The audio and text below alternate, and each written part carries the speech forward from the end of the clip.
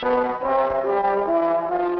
needs of our growing civilization, together with the demand for necessary minerals vital to the nation's economy, created a problem that open pit mining solved. Open pit mining exposes low-grade ores that otherwise would be unprofitable or unminable by other methods.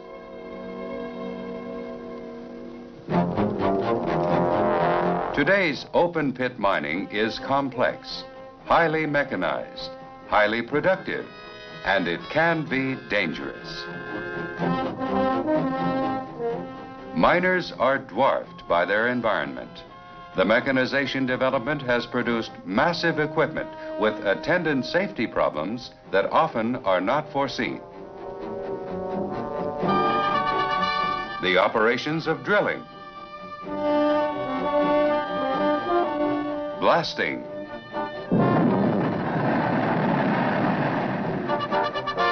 and loading.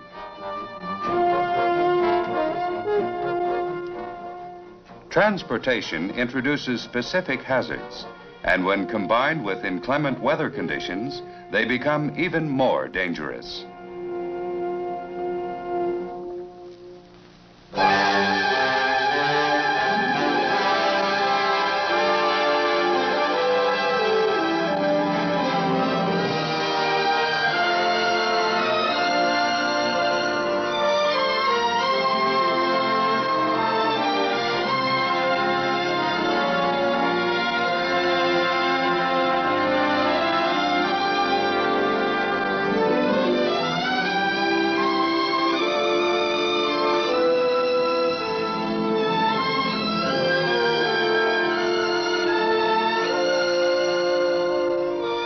Some miners believe that open pit mining is much safer than underground mining.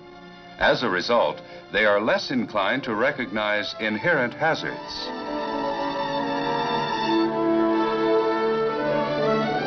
While the roof may not fall, the ground can disappear from under a miner.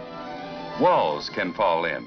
Small, loose pieces can be equally dangerous. Machines are gigantic. A miner appears like a midget alongside them.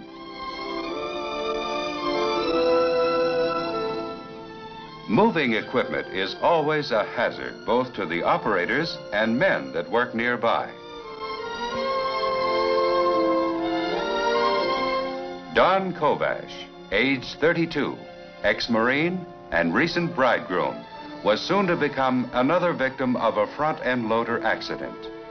As he started down the grade, all the controls were operational. He had placed the loader in low gear, but still gained excessive speed, which he controlled by braking. Then the brakes began to fail, and steering became more difficult.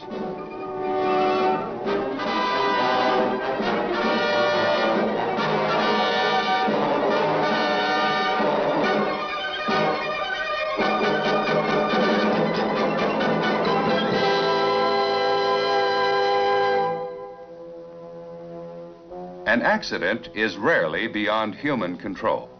To the victim and his family, it is a tragedy.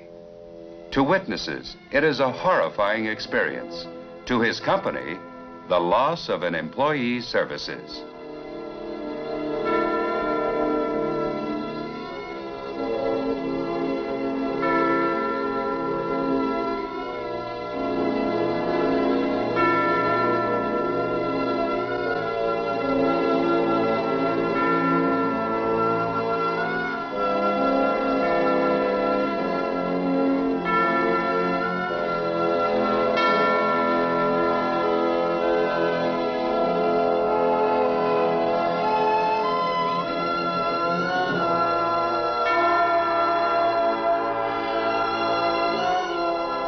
An investigation is started.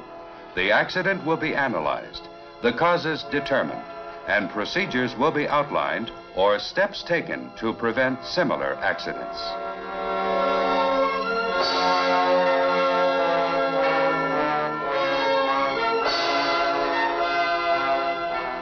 After a period of time, and to complete the investigation, Don is visited by the safety engineer who discusses what happened.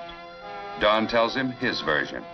The safety engineer then asks him if he had looked at the pressure gauge, since both the brakes and steering are helped by a pressure system.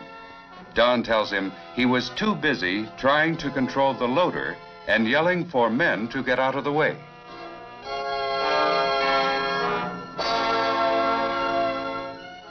The safety engineer requested the assistance of the supervisory officials to complete a safety analysis of the operating practices. Several recent occurrences, including the accident involving Don Kovash, indicated that some re-evaluation of equipment use or redesign of equipment is necessary. Don's accident was caused by equipment failure only to the extent that the loader was not suited for distance tramming down steep grades. The brake design should be improved to assure positive braking action whenever air pressure falls below safe operating levels. It is also recommended that with abnormal grades and during inclement weather, the loader be transported by truck to the place of operation. Another area discussed that also required serious study was drilling practices. It involved an accident that was classed as careless tool handling, although it occurred during drilling operations. To replace the rotary head on this drill, the drill stem was raised from the hole. A 36-inch pipe wrench was then placed on the head and butted against the guide bar of the drill mast. By reversing rotation of drill stem, torque was applied to the drill stem through the wrench to loosen the rotary head. Suddenly, tension was released and the pipe wrench backflashed.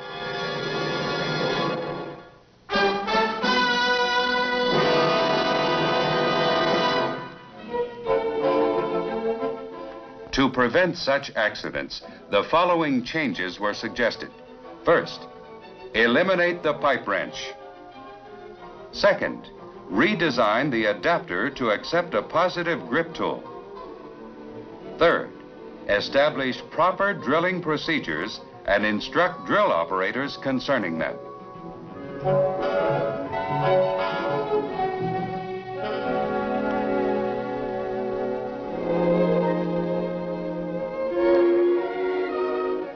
These are two new accident statistics.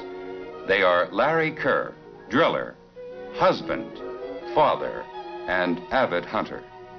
And Bud Wolper, also a husband, father, and fisherman. Wolper, our blasting foreman, has just suffered his first injury in over 20 years as an explosives expert. Larry asks him, "What happened to you?" It's the same old story. Lack of organization and planning. Wolper was supervising and preparing explosive charges that also involved blasting a number of boulders. The deep bench holes were loaded first, and the men were preparing the detonating cord and trunk line. Some of the boulders were drilled for block hole blasting, but others, because they were less accessible to drill, were mud-capped. Explosive charges and detonating cord had been placed on the undrilled boulders, but more detonating fuse and detonators were needed. So Mr. Wolper went back to the truck for more.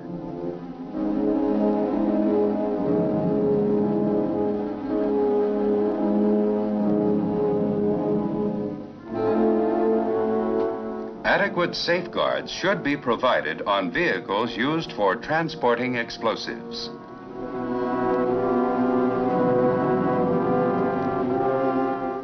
When returning to the blasting area, he was caught by a premature detonation.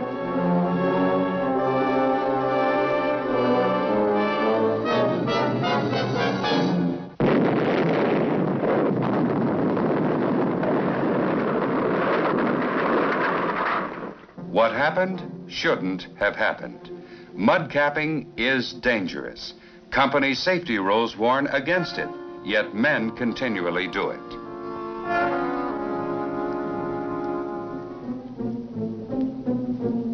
The following recommendations were made.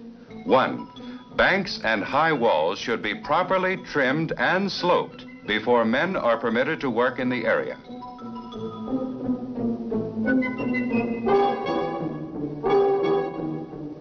2. The practice of mud capping should be discontinued. Instead, all boulders should be block-holed before blasting. These are but 2 examples of danger in open pit mining in which men were injured.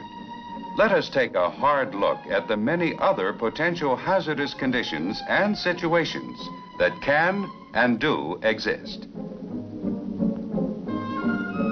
High walls should be adequately sloped.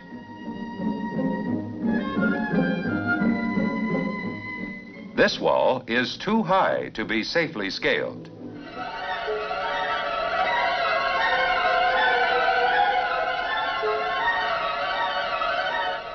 The top of high walls should be inspected for cracks that indicate hazards. Otherwise, when men and machines work too close to an unsafe wall, this could occur.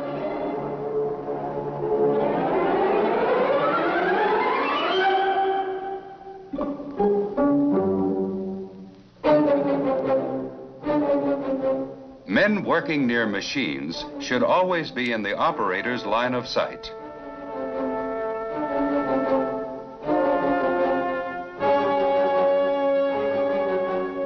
A common cause of accidents in open pit mining is one involving moving machinery.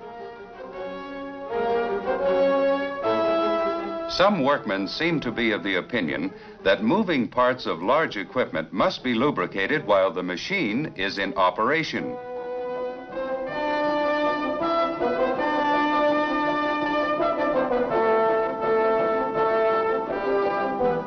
Concentrating upon the job they are doing, they overlook the hazards of moving parts and are sometimes knocked down or crushed between the parts. Far too many lives have been lost and far too many injuries have been caused by workmen repairing or lubricating moving machinery.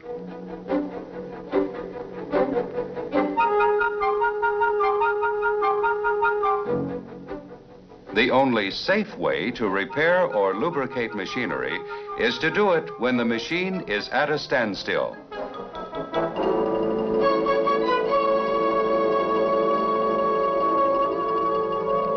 The transport of material has its own particular hazards. The use of automotive equipment no doubt played a part in the increase of these hazards. Investigation of the causes of these accidents reveals that in some, workmen other than the drivers were injured. Many times, haulage trucks have gone over the embankment because neither stop blocks nor berm were provided.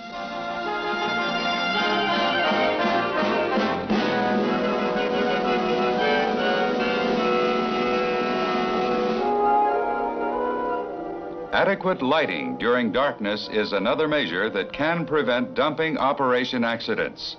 Some conditions may also warrant the use of a spotter.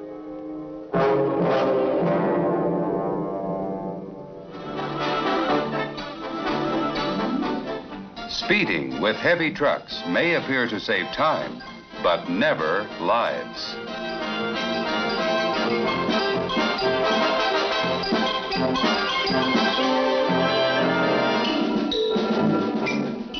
Belt conveyor systems, while highly efficient, are equally hazardous when safety is not practiced.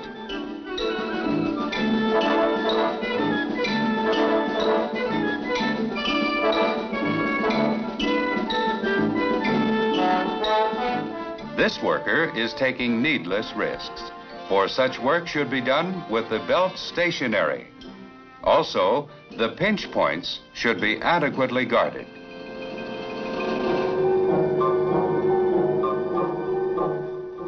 Numerous accidents occur to personnel working around railroad cars. How many times have you crossed over or between railroad cars?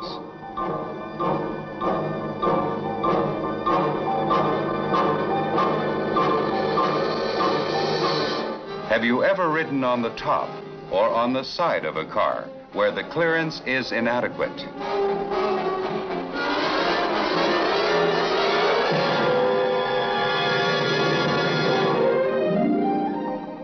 Safety in open pit mining must be a full-time effort practiced by all employees. Hazards are as many and varied as the equipment being used.